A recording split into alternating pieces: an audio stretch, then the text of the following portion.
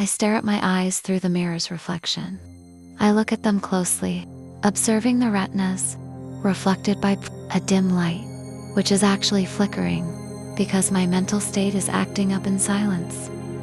It is clear now, I am looking at a living problem. On this January 1st, the heart's conviction believes and affirms that this is a beginning, just like all those before. Arguments, anxiety, withdrawal, being laughed at, belittled, trivialized, misunderstood, maybe in a year. I only greet the outside world a few times. I am indeed mentally paralyzed. Do you think mental paralysis is no worse than physical paralysis? I say, a justification, a self-defense against those who are sure their thoughts are realistic, without them knowing human psychology.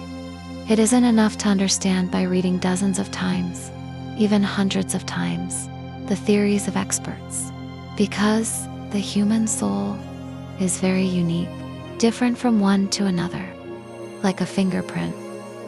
I stop looking in the mirror, leave the room, but the gestures, voices, and looks around me are enough to make me go back inside.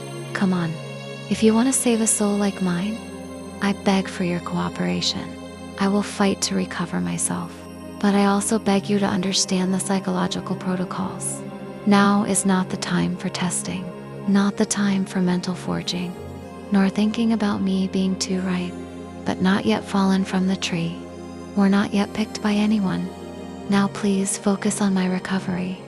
If you who love me don't want to see me experience mental paralysis again. It truly takes 3 years of non-stop mental peace. If there is just one day of failure, we start from zero again. It sounds impossible, but I believe you can lead me out of my dark cave. If we understand our respective roles and tasks, if we remain hard as stone, both you and I, the me that you long for is only a dream, a wish, a fantasy.